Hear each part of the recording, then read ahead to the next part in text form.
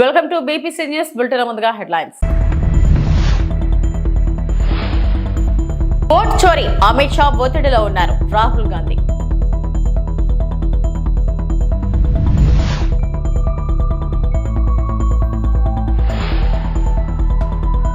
నేడు AP cabinet భేటీ, కీలక అంశాలపై చర్చ.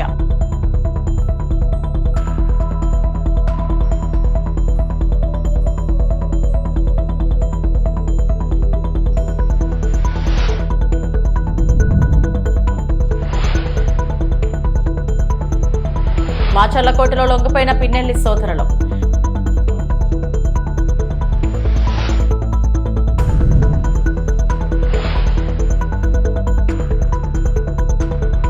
కేంద్ర హోంశాఖ మంత్రి అమిత్ షా కాస్త ఒత్తిడితో కనిపిస్తున్నారు అంటూ కాంగ్రెస్ అగ్రనేత రాహుల్ గాంధీ ఆరోపించారు. ఓట్ చోరీ విషయంలో తాను సవాల్ విసిరిన అమిత్ షా ఎందుకు స్పందించలేదని రాహుల్ ప్రశ్నించారు. కాంగ్రెస్ ఎంపీ రాహుల్ గాంధీ తాజాగా మాట్లాడుతూ ఓటు చోరీ అంశంపై నేను ఇప్పటికే 3 ప్రెస్ కాన్ఫరెన్స్లపై పార్లమెంట్లో చర్చించాలని అమిత్ షాకు సవాల్ విసిరాను. అయినా అమిత్ షా నుంచి దానిపై ఎటువంటి సమాధానం రాలేదు. ఎన్నికల సంస్కరణలపై చర్చ సందర్భంగా అమిత్ షా ఒత్తిడిలో ఉన్నట్లు కనిపించారు. నిన్న అమిత్ షా చాలా ఆందోళనగా ఉన్నారు. ఆయన తప్పుడు భాష ఉపయోగించారు. ఆయన చేతులు వణికాయి.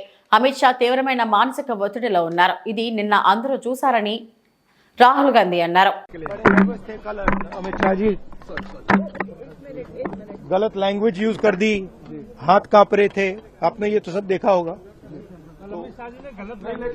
गलत लैंग्वेज यूज की, मेंटली बहुत प्रेशर में है, दबाव में है. वो देखा कल पार्लियामेंट में, पूरे देश ने देखा. और जो मैंने बातें बोली हैं उसके बारे में उन्होंने कोई बात तो नहीं बोली, प्रूफ नहीं दिया. हमने पब्लिकली प्रेस कॉन्फ्रेंसेस में कहा है. मैंने डायरेक्टली चैलेंज किया उनको कि आ जाइए, मैदान में आ जाइए, पार्लियामेंट में डिस्कस करते हैं, मेरे प्रेस कॉन्फ्रेंसेस को डिस्कस करते हैं. कोई जवाब नहीं मिला. तो रियलिटी तो आप जानते हो. రాజధానిగా అమరావతి గెజెట్ నోటిఫికేషన్ విడుదలపై కేంద్ర రాష్ట్ర ప్రభుత్వాలు నిరంతరం సంప్రదింపులు జరుపుతున్నాయని కేంద్ర మంత్రి పెమ్మసాని చంద్రశేఖర్ చెప్పారు. అమరావతిని అడ్డుకునేందుకు నిరంతర కుట్రలు చేస్తున్న జగన్ను రాజకీయంగా సమాధి చేస్తానే రాష్ట్ర అభివృద్ధి చెందుతుందని ప్రజలకు పిలుపునిచ్చారు. ఏదైనా వ్యవస్థలో ఒక దాన్ని నిర్మించాలంటే విపరీతమైనటువంటి కృషి చేయాలి. జగన్మోహన్ రెడ్డి గారు ఒక్క రోజులో ప్రజావేదికని కూల్చిపారేశారు. 34,000 మంది రైతులు ఇచ్చినటువంటి భూములని ఉపయోగించుకోవడం చేతగాక 5 సంవత్సరాలు భవిష్యత్తును మొత్తాన్ని కూడా నాశనం చేశారు, ఆంధ్ర ప్రజల భవిష్యత్తుని. ఈరోజు మళ్ళీ కూటమి ప్రభుత్వం వచ్చిన తర్వాత ఒక ప్రణాళికాబద్ధంగా ఫ్యూచర్లో ఎటువంటి ఇబ్బందులు లేకుండా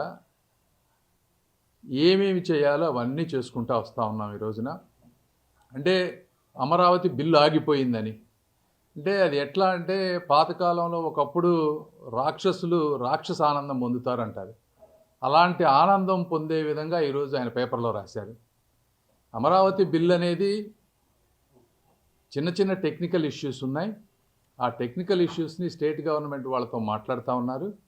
ఎట్టి పరిస్థితుల్లో జగన్మోహన్ రెడ్డి గారు కాదు కదా, వారి మంది మార్బలం ఎంతమంది వచ్చినా కూడా ఈ అమరావతి బిల్లుని ఒక నెల అటు అయితే అవ్వచ్చు, కానీ ఎట్టి పరిస్థితుల్లో దానికి గెజెట్ నోటిఫికేషన్ తీసుకొచ్చే విధంగా ఇక్కడ ఉన్నటువంటి నాయకులు కానీ గౌరవ ముఖ్యమంత్రి గారు అందరూ కృషి చేస్తారు. అది ఒకటి. రెండో ఇష్యూ తీసుకుంటే ఈ రోజున అమరావతిలో మీరు చూడండి డెవలప్మెంట్ ఏ విధంగా జరుగుతుంది అనేది. మొన్న నిర్మలా సీతారామన్ గారు వచ్చి 16 నేషనల్ ఇన్స్టిట్యూట్స్కి శంకుస్థాపన చేశారు. దేశంలో ఉన్నటువంటి అత్యున్నతమైనటువంటి ఫైనాన్స్ మినిస్టర్. 3,000 కోట్ల రూపాయల సెంట్రల్ సెక్రటేరియట్ బిల్డింగ్స్ అన్నిటినీ కూడా అన్ని పిఐబి క్లియరెన్స్ కూడా చేసి ఈ రోజున క్యాబినెట్కి వెళ్ళేటువంటి పొజిషన్కి తీసుకొచ్చాం. ఆంధ్రప్రదేశ్ రాష్ట్ర ముఖ్యమంత్రి చంద్రబాబు అధ్యక్షతన ఇవాళ కేబినెట్ సమావేశం జరగనుంది. ఈ భేటీలో అజెండాలోని పలు కీలక అంశాలపై చర్చించి అనంతరం ఆమోదం తెలపనున్నారు. 169 కోట్లతో లోక్ భవన్, గవర్నర్ బంగ్లా నిర్మాణానికి టెండర్లు పిలిచేందుకు కేబినెట్ ఆమోదం తెలపనుంది. అలాగే జ్యుడిషియల్ అకాడమీకి 163 కోట్లతో పరిపాలనా అనుమతులకు ఆమోదం తెలపనున్నారు. 2024-25 వార్షిక నివేదికలు ఇచ్చేందుకు మంత్రి మండలి ఆమోదం తెలియజేయనుంది. ఇక నాబార్డు నుంచి అమరావతి నిర్మాణానికి 7,380.70 కోట్ల రూపాయల రుణం తీసుకునేందుకు సిఆర్డీఏకి కేబినెట్ అనుమతి ఇవ్వనుంది. అలాగే సీడ్ యాక్సెస్ రహదారిని 16వ జాతీయ రహదారికి అనుసంధానించే పనులకు 532 కోట్ల రూపాయల మేర ఏపీ కేబినెట్ ఆమోదం తెలిపింది. ఎస్ఐపిబి సమావేశంలో తీసుకున్న నిర్ణయాలకు సైతం గ్రీన్ సిగ్నల్ ఇవ్వనుంది. 20,000 కోట్ల పెట్టుబడులు, 56,000 ఉద్యోగాల కల్పనకు మంత్రిమండలి ఆమోదం తెలియచేయనుంది.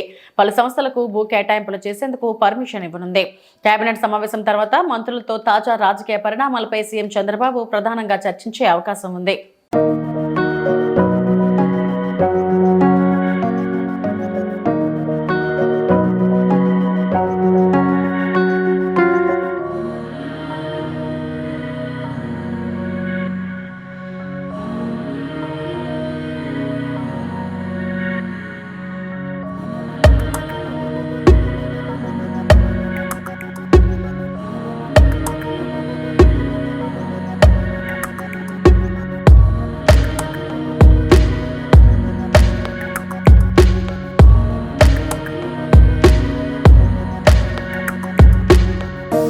వైకాపా నేత మాచర్ల మాజీ ఎమ్మెల్యే పిన్నెల్లి రామకృష్ణారెడ్డి, ఆయన సోదరుడు వెంకటరామరెడ్డి కోర్టులో లొంగిపోయారు. గురువారం ఉదయం పల్నాడు జిల్లా మాచర్లలోని జూనియర్ అదనపు సివిల్ జడ్జ్ కోర్టుకు వారిద్దరూ వచ్చారు.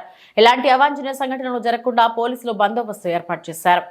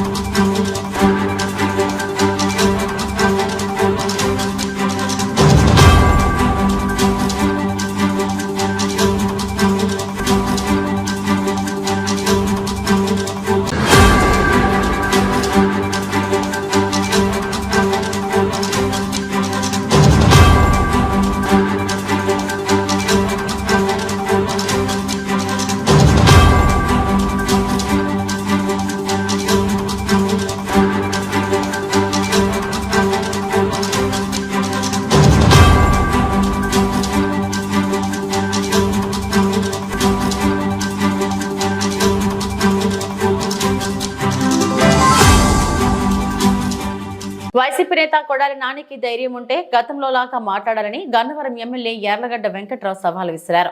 లోకేష్ పర్యటనలపై జగన్ సహా వైసీపీ నేతలు నిరాధార ఆరోపణలు మానుకోవాలని హితవు పలికారు. ఇప్పుడు అతను ఎవరిని వద్దని ఆపేశారేంటి? కాదండి, ఇప్పుడు అతన్ని ఎవరిని కొడాలని నువ్వు తిరగొద్దని ఆపేశారేంటి? మళ్ళీ ప్రజాక్షేత్రంలో సీరియస్గా ఉండడానికి. అతనికి ఆరోగ్య సమస్య ఏదో వచ్చింది, సరే దానికి 6 నెలలు రెస్ట్ అని నిన్న ఎవరో చెప్పారు నాతో. కానీ అంతకుముందు సంవత్సరం ఏం చేశాడు? తిరిగాడు ఇక్కడ. ఆరోగ్యం ఇష్యూ రాకముందు, హెల్త్ ఇష్యూ రాకముందు, హెల్త్ గురించి మాట్లాడకూడదు మనం, కానీ హెల్త్ ఇష్యూ రాకముందు సంవత్సరం ఏం చేశాడు? కనీసం ఓడిపోయినాక కౌంటింగ్ సెంటర్ నుంచి వెళ్ళిపోయాడు తప్ప. నేను ఓడిపోయా 2019లో.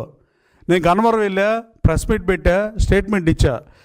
ఎమ్మెల్యే వాళ్ళని నా కోరిక తీరపోయినా మీ కోరికలు తీరుస్తా, మీకోసం పనిచేస్తానని చెప్పా. ప్రజా తీర్పుని స్వాగతిస్తానని చెప్పా. కనీసం అది కూడా తెలియదు. మంత్రిగా పనిచేశాడు, బుద్ధి తక్కువ పెద్ద మనిషిలాగా. కనీసం ఓడిపోయిన తర్వాత ప్రజా తీర్పును గౌరవిస్తానని చెప్పాడు గుడివాడ ప్రజలకి. గుడివాడ ప్రజలు ఓడిచ్చారనే కక్షతో సంవత్సరం రాలేదా? రమ్మనండి, ఎవడొద్దన్నాడు? మేము రావాలనే చూస్తున్నాం, రాకుండా ఎందుకు దాక్కుని ఉంటాం? లేదా ఎన్టీఆర్ టు వైఎస్ఆర్ ట్రస్ట్ అని పెట్టాడు. అలాంటి కొత్తదేమన్నా పథక రచన ఏమన్నా చేస్తున్నాడేమో. ఏదో ఇదే విజయవాడ నుంచి గుడివాడ వెళ్ళేటప్పుడు బస్సు పోయాక కంకిపాడు వెళ్ళినట్టుగా.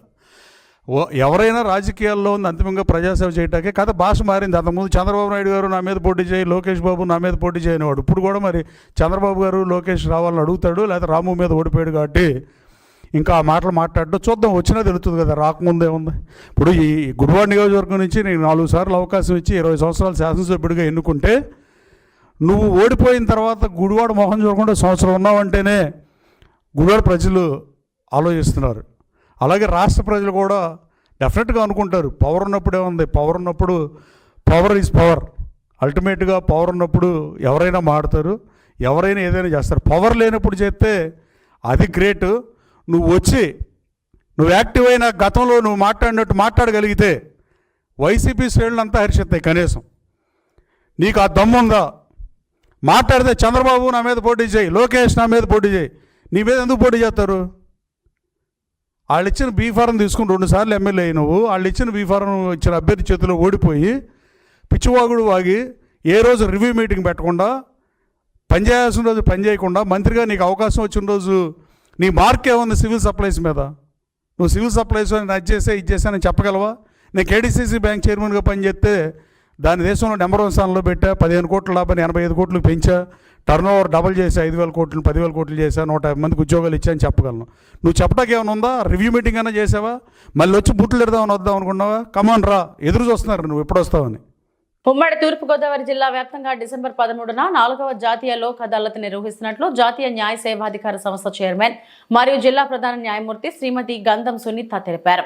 జిల్లా కోర్టు ఆవరణలో బుధవారం న్యాయమూర్తి మాట్లాడుతూ జాతీయ లోక్ అదాలత్లో రాజీ పడదగ్గ క్రిమినల్, సివిల్, కుటుంబ వివాదాలు, చెక్ బౌన్స్, యాక్సిడెంట్ కేసులు, బ్యాంకు కేసులు, లిటిగేషన్ కేసులు తదితర కేసులు పరిష్కరించుకోవచ్చునన్నారు. ఈస్ట్ గోదావరి ప్రజానీకాన్ని అందరికీ కూడా నమస్కారం అండి.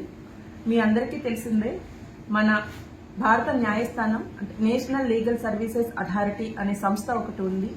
దానిలో భాగంగానే రాష్ట్ర స్థాయిలో రాష్ట్ర న్యాయ సేవల సంస్థ, న్యాయ సేవాధికారి సంస్థ, జిల్లా స్థాయిలో జిల్లా న్యాయ సేవాధికారి సంస్థ, మండలం స్థాయిలో మండల న్యాయ సేవాధికారి సంస్థలు ఉన్నాయి. వీటన్నిటి ముఖ్య ఉద్దేశం ఏంటంటే ప్రజలందరికీ కూడా న్యాయ సేవలు అందించాలి అనేది. దానిలో భాగంగాను లోక్ అదాలత్ అనేది ఒక కార్యక్రమం కింద ప్రతి సంవత్సరం జాతీయ స్థాయిలో సంవత్సరానికి 4 లోక్ అదాలత్ నేషనల్ లోక్ అదాలత్ నిర్వహించడం జరుగుతుంది.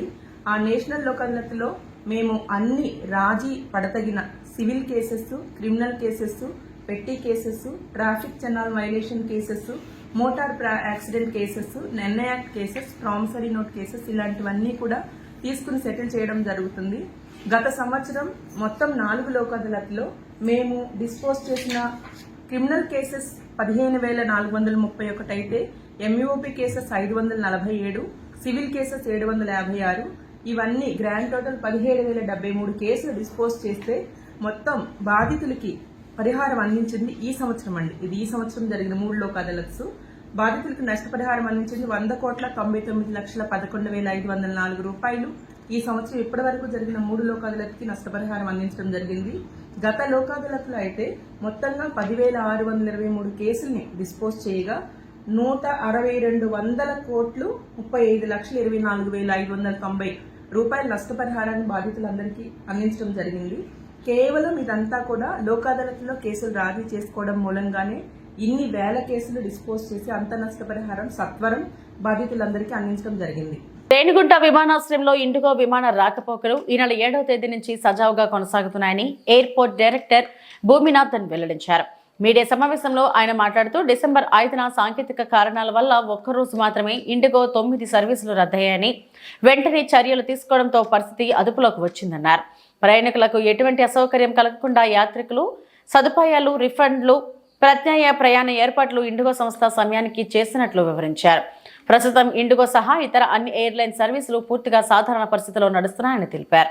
స్పెషల్ మీటింగ్ పెట్టినారంటే మనం ఇండిగో క్యాన్సిలేషన్ అయింది కదా, దానివల్ల నిర్బంధం అయింది కదా ఎయిర్పోర్ట్లో, దాని గురించి నార్మల్ అయిందా లేదా ఆపరేషన్ ఎట్లా ఉందని చెప్తానికి స్పెషల్ మీటింగ్ పెట్టినాం. మన తిరుపతి ఎయిర్పోర్ట్లో 5th ఒక్క రోజే మాకు నిర్బంధం వచ్చింది. ఆ రోజు వాళ్ళు 12 ఆపరేషన్లో 9 ఆపరేషన్ క్యాన్సిల్ చేశారు.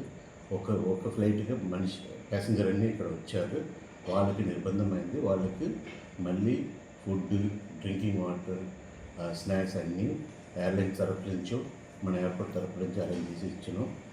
ఎవరెవరికి ఏం కావాలో అదన్నీ హోటల్ అకామిడేషన్, ట్యాక్సీస్ అన్నీ అరేంజ్ చేసి చెన్నై నుంచి, బెంగళూరు నుంచి వాళ్ళు అర్జెంట్ ఉన్న వాళ్ళకి పంపించారు. మళ్ళీ 7th నుంచి మన ఆపరేషన్ అన్నీ నార్మల్ అయింది. అన్ని ఎయిర్క్రాఫ్ట్ అన్నీ నార్మల్గా ఆపరేషన్ చేస్తున్నారు. ఇప్పుడు నుంచి ఈ రోజు నుంచి ఏం ప్రాబ్లం ఇక్కడ ఆపరేషన్, ఎయిర్లైన్స్ ఆపరేషన్ ఏం ప్రాబ్లం లేదు. అన్ని ఎయిర్లైన్స్ బాగానే జరుగుతుంది. అంతే, అది ఒక ఎయిర్క్రాఫ్ట్. సంగారెడ్డి జిల్లాలో తొలి విడత గ్రామ పంచాయతీ ఎన్నికల పోలింగ్ గురువారం ఉదయం 7 గంటలకు కట్టుదిట్టమైన భద్రతా పరిపాలన ఏర్పాట్ల నడుమ ప్రారంభమైంది.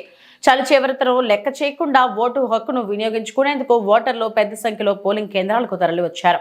పలు పోలింగ్ కేంద్రాల్లో ఉదయం నుంచే ఓటర్లు బారులు తీరి నిలబడటంతో ఉత్సాహపూరిత వాతావరణం నెలకొంది. జిల్లా ఎన్నికల అధికారి కలెక్టర్ పి ప్రావణ్య తాళ్లపల్లి గ్రామంలోని పోలింగ్ కేంద్రాన్ని సందర్శించి పోలింగ్ ప్రక్రియను పరిశీలించారు.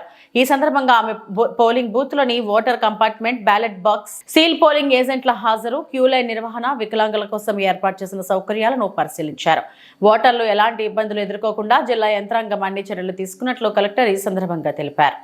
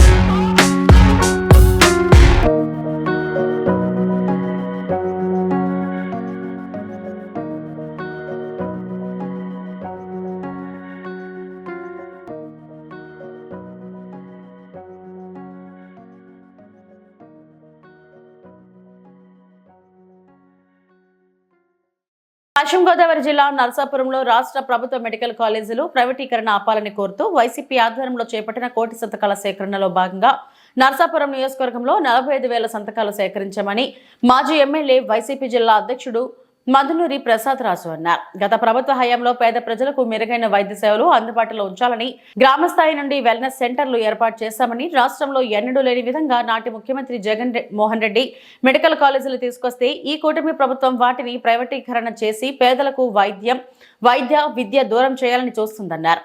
ప్రజల వద్దను సేకరించిన సంతకాలను నేడు జిల్లా పార్టీ కార్యాలయానికి పంపుతున్నామని, ఈ నెల 17న తమ అధినేత జగన్మోహన్ రెడ్డి ఆధ్వర్యంలో రాష్ట్ర వ్యాప్తంగా ప్రజల వద్ద సేకరించిన సంతకాలను గవర్నర్కు సమర్పిస్తారన్నారు.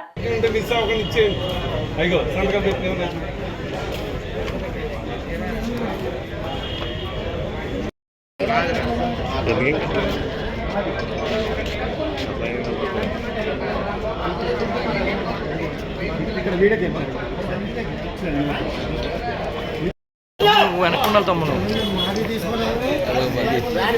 కోటి సంతకాలు ఎలా సేకరించారు.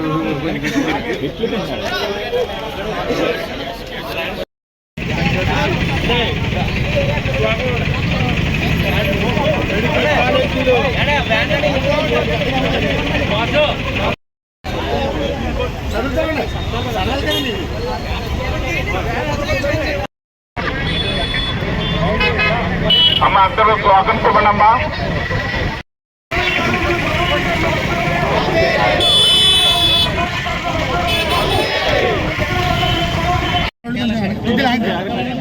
ఏలూరు జిల్లా చింతలపూడి నియోజకవర్గం నుండి 50,000కు పైగా సంతకాల సేకరణ. ఏలూరు జిల్లా చింతలపూడి నియోజకవర్గం వైఎస్ఆర్ కాంగ్రెస్ పార్టీ ఇన్ఛార్జ్ కంభం విజయరాజు వైఎస్ఆర్ కాంగ్రెస్ పార్టీ నియోజకవర్గ కేంద్ర కార్యాలయంలో కోటి సంతకాల సేకరణకు సంబంధించి నియోజకవర్గ నాయకులతో చివరి సమావేశం. మెడికల్ కాలేజీల ప్రైవేటీకరణను నిరసిస్తూ చేపట్టిన కోటి సంతకాల సేకరణ ఉద్యమంలో భాగంగా ఇప్పటి వరకు చింతలపూడి నియోజకవర్గం వ్యాప్తంగా 4 మండలాల నుండి 50,000కు పైగా సంతకాలు సేకరించబడ్డాయి. ఈ రోజు ప్రత్యేక వాహనాల ద్వారా చింతలపూడి వైఎస్ఆర్ కాంగ్రెస్ పార్టీ కార్యాలయం నుండి బయలుదేరి ఏలూరు జిల్లా పార్టీ కార్యాలయం నందు ఏలూరు జిల్లా వైఎస్ఆర్ కాంగ్రెస్ పార్టీ అధ్యక్షులు దూలం నాగేశ్వరరావు డిఎన్ఆర్ అందజేయడం జరుగుతుంది. ఈ కార్యక్రమంలో ప్రజాప్రతినిధులు, ముఖ్య నేతలు, వైఎస్ఆర్ కాంగ్రెస్ పార్టీ నాయకులు, కార్యకర్తలు మరియు అభిమానులు పెద్ద ఎత్తున పాల్గొన్నారు.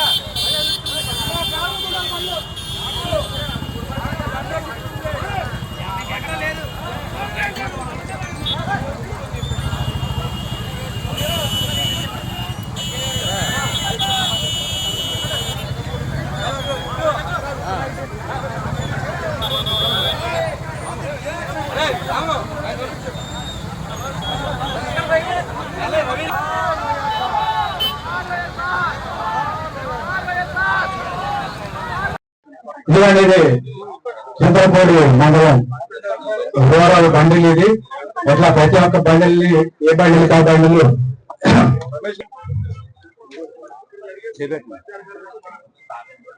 ఈరోజు ఈ కార్యక్రమాన్ని జయప్రదం చేయడానికి విచ్చేసిన ప్రతి ఒక్క నాయకులకు, కార్యకర్తలందరికీ పేరుపైన ధన్యవాదాలు తెలియజేసుకుంటున్నాం. మన ఈ ప్రెస్ మీటింగ్ 5 నిమిషాలు క్లోజ్ చేసి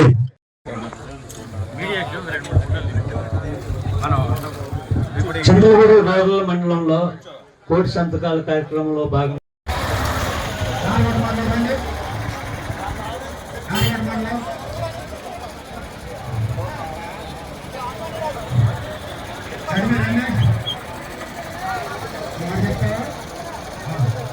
ఇవి ఇప్పటివరకు నా బులెటిన్ అప్డేట్స్. నమస్తే.